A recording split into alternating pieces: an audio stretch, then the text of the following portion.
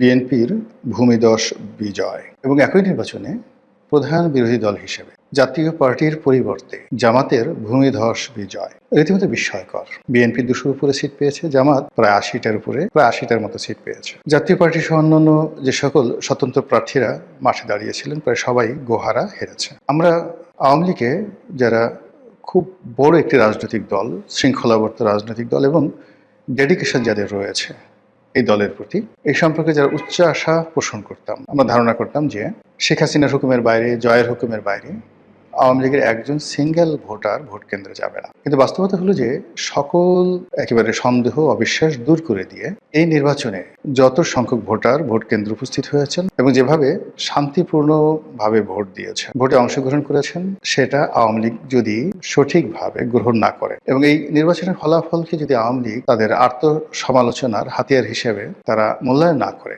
তাহলে বহু বছর তাদেরকে উদ্ভ্রান্তের মতো ঘুরে বেড়াতে হয়। প্রকৃতির যে একটা বিচার, সেই বিচারের কারণ আওয়ামী লীগের যে পতন হলো, সেই পতনের জন্য যতটা না জনগণ দায়ী, যতটা না দেশের মানুষ রাজপথে নেমে এসেছিল, কিংবা যতটা না আওয়ামী লীগ করেছে জনগণের বিরুদ্ধে, তার চেয়ে সবচেয়ে বড় বিষয় হলো প্রকৃতি এমন সব ঘটনা ঘটিয়ে দিয়েছে যে ঘটনার ফলে 15 বছরের একটি শক্তিশালী শাসনের পতন হয়েছে। এবং এই ভোটের একদিন আগ পর্যন্ত আওয়ামী লীগের যারা লোকজন তারা শতভাগ নিশ্চিত ছিল ভোট হবে না। দ্বিতীয় ছিল যে ভোট যদি হয়, তারা যারা আওয়ামী লীগ করেন তারা কখনো ভোট কেন্দ্রে যাবেন না। এবং আমি নিজেও ব্যক্তিগতভাবে মনে করতাম যে আওয়ামী লীগের এই যে আত্মবিশ্বাস, সেটা হয়তো সঠিক এবং আওয়ামী লীগের ভোটাররা যদি ভোট কেন্দ্রে না যায়, ভোট কোনো অবস্থাতে উৎসবমুখর হবে না, অংশগ্রহণমূলক হবে না এবং 20-25% ভোট হবে কিনা সন্দেহ, এরকম একটা ধারণা আমারও ছিল। কিন্তু বাস্তবতা হলো যে নির্বাচনের দিন এই হাতে গোনা কিছু ভোট কেন্দ্র ছাড়া প্রায় সব ক্ষেত্রেই ভোটাররা হুমড়ি খেয়ে পড়েছেন। এখানে কোনো ইলেকশন ইঞ্জিনিয়ারিং ছিল কিনা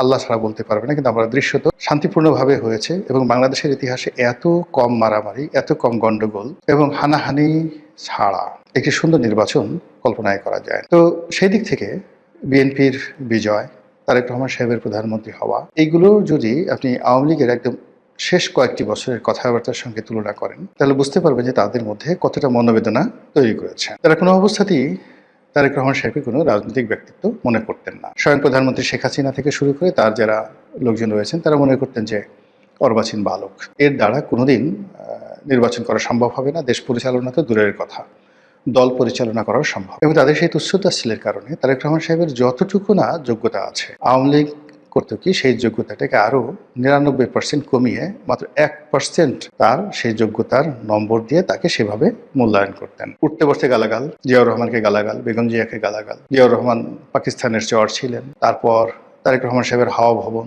দুর্নীতি, অনিয়ম, যথেচ্ছার, যা নিয়ে আওয়ামী লীগের লোকজন যেভাবে কথাবার্তা বলেছেন, আপনি ওই সময় সংসদের যে কার্যপ্রণালী বিধি রয়েছেন সেগুলো শুনলেই বুঝতে পারবেন যে ওই সময়টিতে আওয়ামী লীগের নেতৃবৃন্দ, শেখ সেলিম থেকে শুরু করে অন্যান্য সিনিয়র নেতৃবৃন্দ, এমনকি তোফায়েল আহমেদ, আমির হোসেন আমু, মতিয়া চৌধুরী এবং স্বয়ং প্রধানমন্ত্রী শেখ হাসিনা বেগম জিয়া সম্পর্কে, জিয়াউর রহমান সম্পর্কে, তারেক জিয়া সম্পর্কে কী সব কথাবার্তা বলেছেন।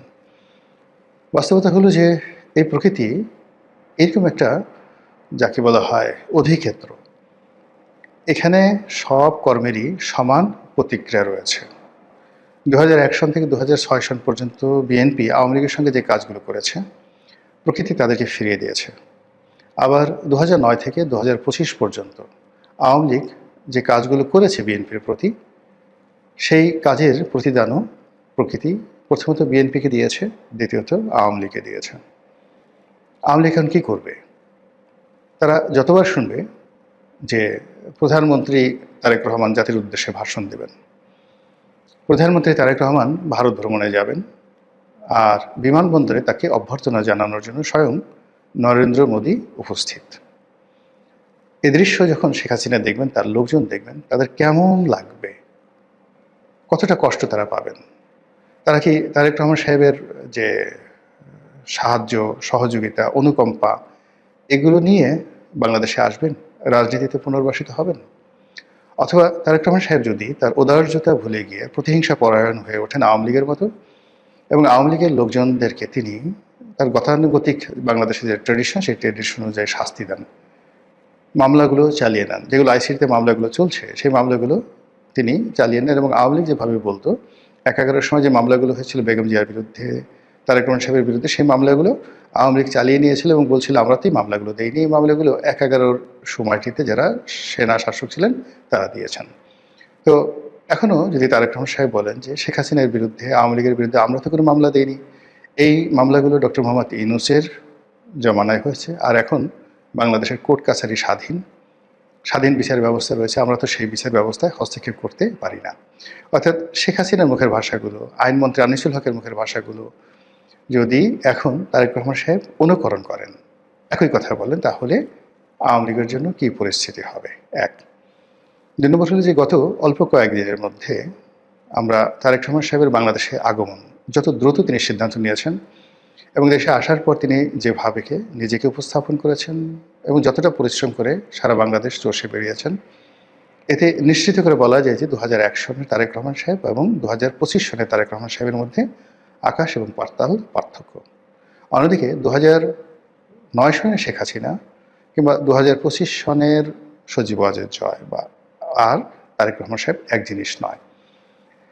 তার সঙ্গে রাষ্ট্রের ক্ষমতা, আন্তর্জাতিক মহলের সাহায্য এবং সহযোগিতা সব মিলিয়ে আওয়ামী লীগকে তাদের নীতি, আদর্শ, চিন্তা, চেতনা, অঙ্গ, ভঙ্গি, কথাবার্তা, রং ঢং সব কিছু পরিবর্তন করতে হবে।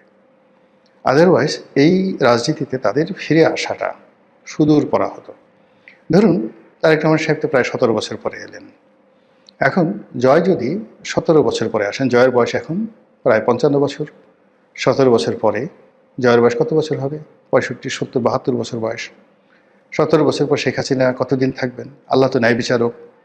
তিনি বিএনপিকে যে কর্মের জন্য ১৭ বছর শাস্তি দিয়েছেন, আর আওয়ামী লীগকে সেই কর্মের জন্য যদি কম করে হইলেও ১৭ বছর বা ২০ বছর সাজা দেন, তাহলে এখন যারা আছেন তারা কোথায় থাকবেন, কী বলবেন, কী করবেন ইত্যাদি অনেকগুলো বিষয়। আর এই যে আওয়ামী লীগের দুর্ভোগ এবং দুর্দশা, এটাকে সংক্ষিপ্ত করার জন্যে আওয়ামী লীগ যে কাজটি করতে পারে সেটা হল তওবা, অনুশোচনা, নিজের ভুল স্বীকার করা এবং জায়নামাজে বসে তাহাজ্জুদের নামাজ পড়ে মহান আল্লাহ রাব্বুল আলামিনের কাছে কান্নাকাটি করা। সুন্দরভাবে বলা যে হে আল্লাহ, তুমি আমাকে যে নিয়ামত দিয়েছিলে বা আমাদেরকে যে নিয়ামত দিয়েছিলে, আমরা সেই নিয়ামতের মর্যাদা রক্ষা করতে পারিনি। আমরা সম্মানিত মানুষকে বেইজ্জতি করেছি আর অসম্মানিত এবং বাজে লোকদেরকে সম্মানের চেয়ারে বসিয়েছি। আমরা দুর্বৃত্তদের হাতে ক্ষমতা ছেড়ে দিয়েছি আর ভালো মানুষদেরকে নির্বাসনে পাঠিয়েছি। হে আল্লাহ, তুমি আমাদেরকে মাফ করে দাও, নতুন করে আমাদেরকে আবার একটি সুযোগ দাও। প্রতিটি মানুষ এভাবে যদি তওবা না করেন, আওয়ামী লীগের ফিরে আসাটা সত্যিকার অর্থে আল্লাহ কবে তাদেরকে মঞ্জুর করেন ফিরে আসাটা, এটা আল্লাহ ছাড়া কেউ বলতে পারবেন না।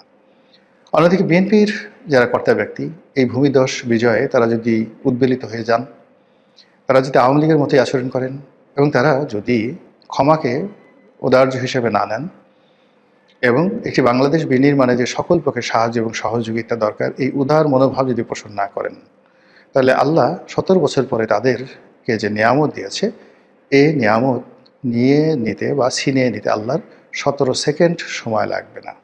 কাজেই যে নিয়ামত দিয়েছে তার শুকরগুজার করতে হবে, ন্যায় বিচার প্রতিষ্ঠা করতে হবে এবং যে ভুল ডক্টর মোহাম্মদ ইউনূস করেছেন গত ১৭ মাসে, জনাব তারেক রহমান সাহেবকে অবশ্যই সেই ভুলগুলো করা যাবে না।